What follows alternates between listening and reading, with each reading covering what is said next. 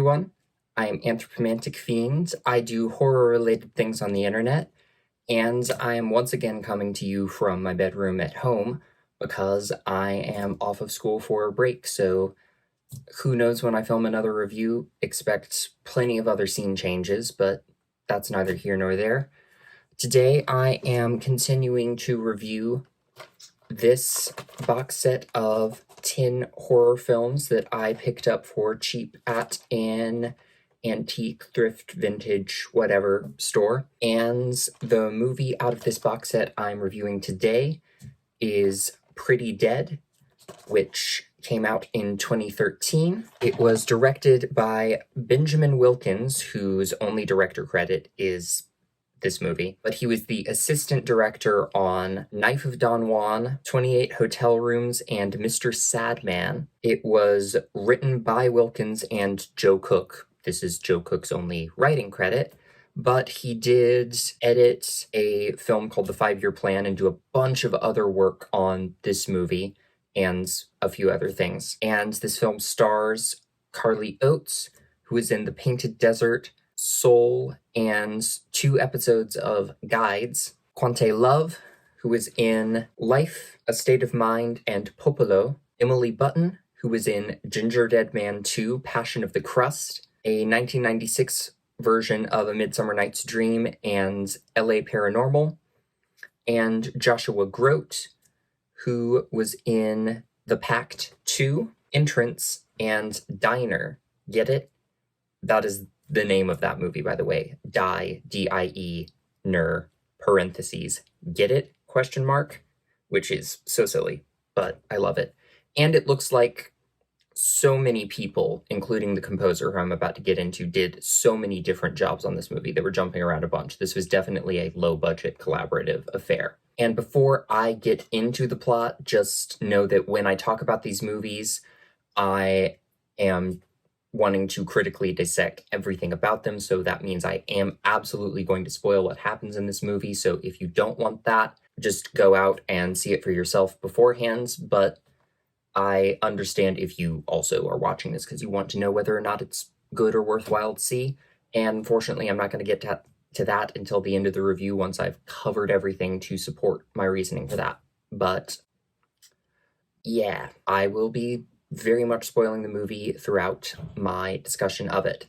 But getting into a very basic plot synopsis, this movie follows Regina, who, after a near-fatal incident during a party, afterwards starts to feel that she has this fungal infection growing inside of her, and the only way for her to prevent it from spreading is consuming human flesh and blood, and that only gets worse over the course of the film. So the score for this movie was done by Chanda Dancy, who seems to be the person who has gone on to be the most prolific after making this movie. She scored the 2022 biopic Whitney Houston, I Wanna Dance with Somebody, as well as maybe lesser-known things such as Killer Cove and Lift to Hell. And her score for this movie is fairly minimalist. There are some spooky piano passages that kind of become more pronounced towards the end of the movie, much more dramatic then. There's some nice sentimental acoustic guitar passages. Sometimes the score anticipates the horror a little bit too soon. There's a normal scene happening and the score will be doing something ominous and you're like, I already thought something bad was going to happen, but now I know it is. So in some ways I feel like it works against the movie, but at the same time, in this film's end sequence, which is very frenetic, that is juxtaposed against this very somber, long piano piece, which is probably the most pronounced, biggest piece of music in the whole film. And I think that worked very well to show the sadness of the scene as opposed to just making it really frenetic. And there's also some music that is diegetically in the movie, which is fun. For example, at the party, there are some very drunk friends who are singing "Oh Danny Boy" and attempting to do an Irish jig and failing miserably. And also, there is a scene in which Ryan, who is Regina's fiance, is playing this little song he made up called Dr. Love because she as a profession is a doctor, and it's this goofy acoustic guitar pun-filled song about being in love with a doctor, and there's references to rubber gloves and stethoscopes, and it's very cheesy and silly, but it's just him playing guitar, having fun on a beach, and I actually very much enjoyed it. Story-wise, I think this movie does a great job of establishing its tone and themes up front.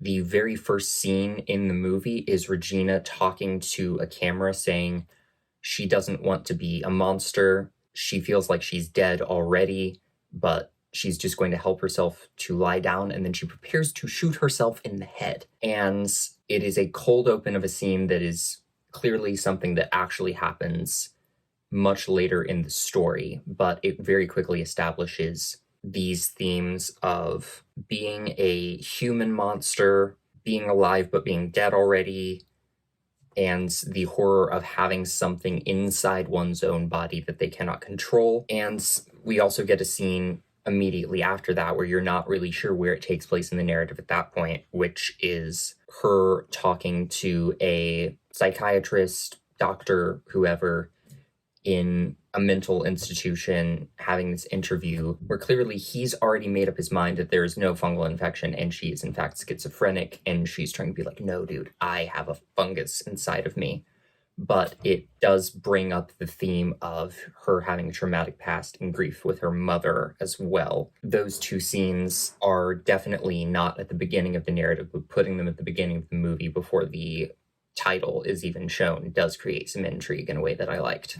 And that continues throughout the film. The film does a really good job of jumping between bits of footage, because this is a found footage movie. I don't think I mentioned that yet, but it is a quote-unquote found footage movie. It does a really good job of jumping between footage that was filmed at different times to piece together the information in a way that flows not necessarily through linear time, but as a narrative that's interesting. There is a scene that in some ways was more uncomfortable than the really horror-y stuff that happens later, which is Ryan throughout this one morning trying really, really hard to propose to Regina, and it's just not working. He's got the ring. He's trying to do it like first thing when she gets out of bed, and then she realizes she's late for work and she's going to run in and fix breakfast. And he's like, okay, I'm going to put this in with the fruit, and you will see the ring as you're grabbing breakfast. But her being the way she is ends up grabbing a handful of raw bacon from the fridge and stuffing it in her mouth and never even touches the fruit before she walks out the door. She eventually does walk back in and to grab her jacket, and the proposal ends up happening, and it's kind of sweet in its own way, but the attempted proposal just fails so many times, and in some ways I'm just like, buddy, you picked the wrong time to do this. It's first thing in the morning, she's groggy, she's late for work. I don't think I could handle, I'm ROA, so I don't think I could handle being proposed to, period, but I don't think I could handle being proposed to first thing in the morning. Don't do that. But she takes it well, and then they immediately start like being all over each other on the kitchen floor out of frame, and they get up and he has a huge bite mark on his chest where she has bitten him and gotten a little bit too into that because inner cannibal, whatever. And it's actually really funny. And that is one of the things that really surprised me about this movie, because on the whole, the tone is just bleak. It's very bleak, but there is this sense of humor and absurdity that's running through the whole thing, most of which is spurred on by Ryan as a character, because even throughout her realizing that this is something she needs to do, he's like making jokes to the camera as they're logging it and trying to figure out what it is. And like, even as she's first working as a medic, like bringing home blood and fat samples and whatever the hell else, we get footage of her bringing that stuff home, security cam footage of her bringing that stuff home, juxtaposed against voicemail from Ryan that's going, honey, I just came home and there's a bunch of biohazard bags in the fridge and I don't think I can eat anything in there because everything just reeks right now. So can you call me? His response is, until things shit really hits the fan because Regina eventually does, like, fucking kill somebody. Until that happens, Ryan's responses are never as shocked or horrified as I'm expecting them to be. He always responds with this sense of humor that I don't know if it works for the tone the movie actually intends, but I always find it funny. Usually when I'm thinking about a cannibal movie, I'm thinking something more psychological, which is where the psychiatrist is definitely coming from with this.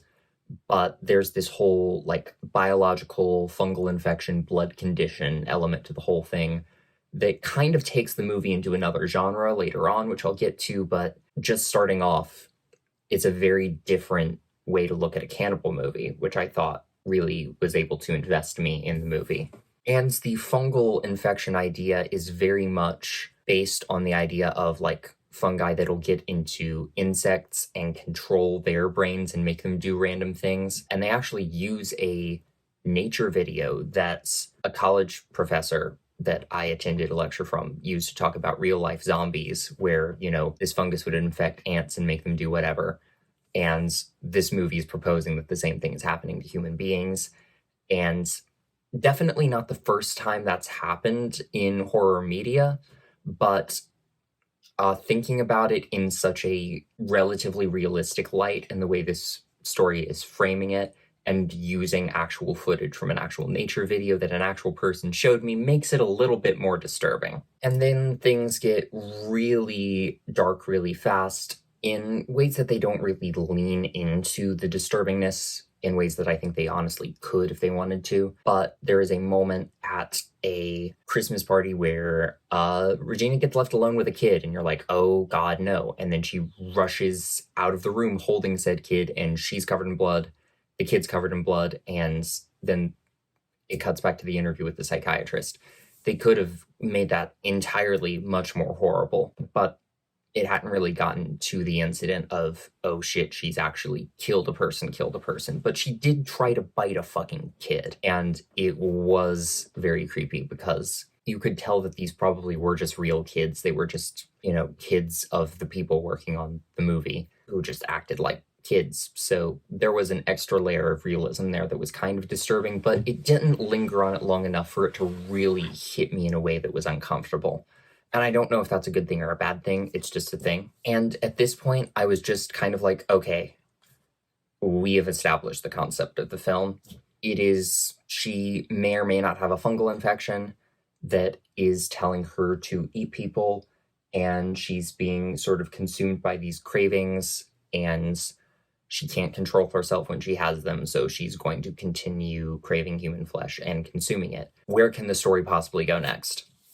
And it didn't necessarily go places that I didn't expect it to, but it was consistently uncomfortable. And after a while, I did start to think of it less as a cannibal movie and more as, this is a movie from the perspective of someone who's gradually turning into a zombie, which is also something that has been done before, but this movie presented it so frankly and so realistically as at the beginning, as this is a movie presenting the case of Regina, who killed and ate two men. So I was like, okay, this is going to be some kind of a serial killer psychological cannibal movie where she's got this psychological thing where she's convinced that there's a fungus inside of her.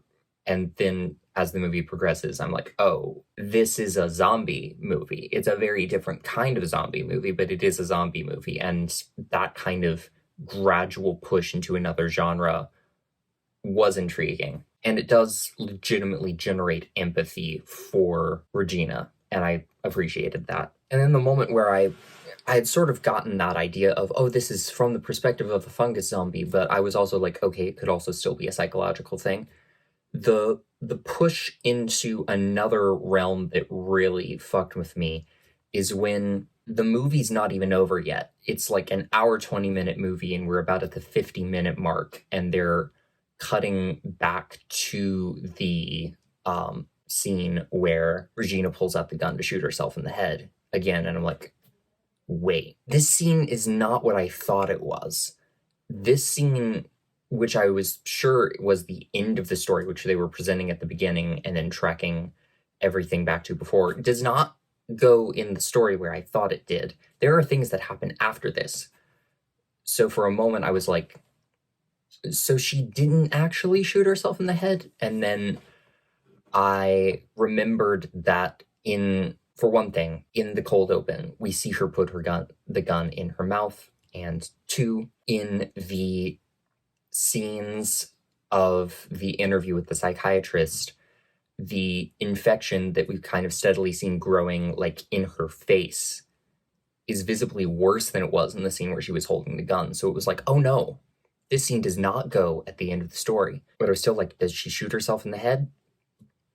She does. On screen. And then things happen after that. Because she gets up off of the fucking mortuary slab where she's about to have an autopsy done on her. And she, she's a zombie. She is full on a zombie by the end of this movie, and I really didn't expect that.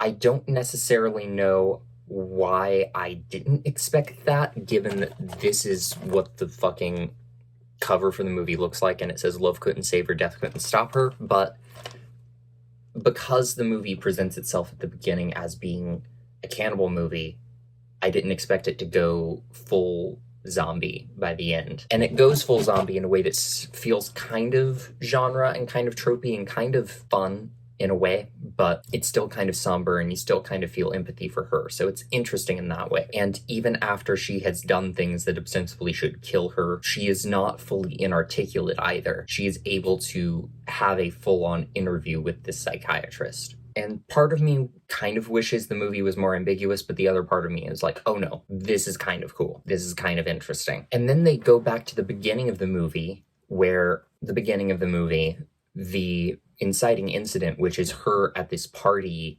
having this big, accident and being put in an ambulance. And we kind of realize that she, from that moment going forward, has been more or less clinically dead for the entire movie. And we don't know exactly where it came from. Maybe it was drugs that someone brought to the party, but whatever infection is inside of her has been what has been keeping her alive for the entire movie. And that threw me, and I loved that. And at that point, I'm just like, she shot herself in the head. She drinks bleach earlier on in the movie before the moment where she kills somebody. She does all of these things that should have killed her by this point. Someone checks her vitals and she doesn't have a pulse in front of this psychiatrist. Why doesn't he believe her? There's video evidence of all of this that the viewer has. But at the same time, then he's like, where is all of this video? And she's like, I don't know. The cops must have confiscated it. So the movie does, account for that in some way, but it's so frustrating. And then the very ending of the movie is more or less just Regina dying in her cell and some flashbacks to earlier cute moments in the movie juxtaposed over that. So it's very somber, but it's kind of anticlimactic. And then we do get some post-credits sequences at the same time that bring us back into a less sort of empathy for Regina headspace and more of a zombie genre headspace. It's talking about they've figured out there is some kind of, unknown infection inside of this mental institution. So they've quarantined the whole place off. But then after that, there is a even more post-credit sequence that has someone who could be Regina, could be somebody else getting out of an ambulance or a vehicle there of some kind covered in blood. It's actually really cool because while it's not in the movie in and of itself, it feels like this is a movie that is the prequel to the zombie apocalypse. It isn't the zombie apocalypse movie that starts with a few people infected. This whole movie is the inciting incident of a potential future zombie apocalypse story that starts with one person and follows that one person through the entire film, and I thought that was cool. Visually speaking, this is a found footage movie, so I wasn't really going in expecting to be impressed by any of the visuals, and I wasn't really, but they're not bad. There are some fun shots compositionally that manage to happen, even though this movie is found footage, and therefore there's a bunch of shaky cam and nothing's supposed to look like it's professional, and there are some not particularly stylish shots because it's not meant to be a professionally filmed movie. One of those shots is when Ryan puts the camera next to the fruit, and we have this whole conversation happening between him and Regina and the fruit, and then the ring in the wedding ring in its little box are looming large in the foreground of the shot with them in the background, and it creates this nice little bit of dramatic irony visually that I liked. There is moments where I don't know if it's Ryan, it might just be some other douchebag at one of their parties is just randomly pointing his camera at women's boobs, and I'm like, I'm tired of that happening in found footage movies. Please give these characters half of a brain, please. I'm tired of this. And I really hope it wasn't Ryan, because they really established Ryan as being a very likable character throughout all of this, and that would kind of detract from it for me. And speaking of Ryan, he films an entire scene that happens between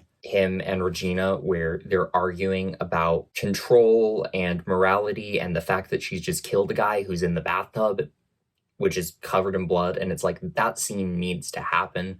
But why is the camera on? Why is he filming? Why is Regina filming? Why is anyone filming this right now? Just from a logical standpoint, most of it works. That scene, I had some questions. But I also just, again, I like the text at the beginning of the movie. They bring back some of that later on to describe sort of what's happening. And then we also get a shot that includes, like, there's police call audio happening, but on screen you actually have the words appearing of what the officers are saying over this police call. And it really makes this feel less like it is just a found footage movie of we are going to present in its exact order the footage that was filmed. It feels a lot more like this pseudo-documentary style film. It's definitely still found footage because it's using, quote, found footage, but it is doing creative things with it, with editing, with the score, with text on the screen. And I kind of cracked down on some found footage movies for doing things like that before, but this feels like it's presenting the footage the way a documentary would, almost. And that really worked for me. Again, like, the editing helps with the visual style of this movie. There are some of the found footage shots that become kind of compositionally interesting, but I also like the intercutting between, you know, home movies of the Ryan-Regina relationship and her kind of dying and decaying in this mental institution on blurry security cam footage. It cuts those together in a way that I think is interesting. There's a whole, like, scene of her struggling against a bunch of doctors as they're trying to check her vitals, and she's just becoming more and more zombie-like, and that is done through, like, these series of dissolves that show how much time is passing, and that's the scene that includes the juxtaposition of the really somber piano music, and I thought that was really visually cool and not something one would usually see in a found footage movie. Acting-wise, there is nothing mind-blowing happening here. It is not the utmost professional level of acting I've seen, but all of it is decently watchable, and Ryan is my favorite character watch. He's actually really compelling and fun, and he's never, it feels like, trying too hard to be horrified in a scene. He just, like, if anything, and people could say this is a criticism of the movie or something that sort of undervalues the horror of it, but he always offsets that with, like, this sense of humor. It feels like he's doing some kind of goofy vlog until Regina actually kills somebody. It feels like he's just kind of doing some goofy vlog of, watch my wife attempt to find a good substitute for human flesh, and it's this added sense of humor that I really liked. I don't have much to say about the acting of anybody else. Carly Oates is good as Regina. Everybody else does fine. Ryan was the most compelling to me. Nobody else really stood out, but they all did fine. And he is able to, in that scene of dude gets killed, transition from being very jokey to very serious and very upset in a way that he just totally sells. Like, he's still kind of making jokes, but in this very sarcastic way where he's still clearly very upset by the whole situation, and it works. The scene that is the most, like, cheesy and kind of I feel like out of step with the relatively realistic tone of the movie, though, is the first person that Regina actually kills and eats, who is a random pizza delivery guy who cracked me up because, one, pizza guys in horror movies just never catch a break, from Slumber Party Massacre to Carousel. They just don't. And they always seem to want a very specific amount of money. I'm looking at you, Joe, in Carousel. This guy does too. I don't remember. It's like $21.17 or something. He asks for that exact amount, and I find that hilarious. And I think a movie like Carousel plays on that really well. But the thing that really got me is not just that it's the pizza delivery guy gets killed trope, but that in the credits of the movie, that character is listed as pizza delivery specialist. I've never in my life heard a pizza delivery service person referred to as a specialist, and that's good. I love that. That's great. And then effects-wise, we've got some blood, a little tiny bit of gore, and the gradually progressing infection happening on Regina's face.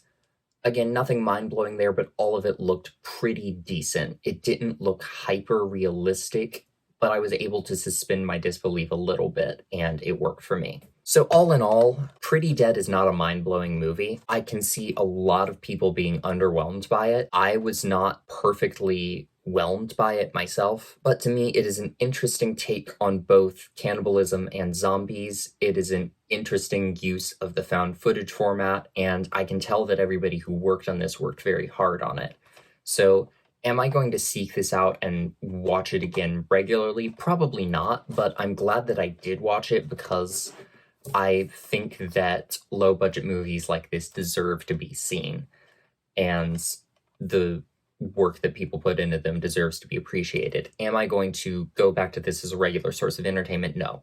But if you want to watch it, I haven't decided whether I'd recommend picking this thing up or not, but if you find it and you want to pick it up, and it's only like, what, $3, which is what I got it for, it's probably worth spending just a few bucks to get 10 horror movies that don't get seen as much.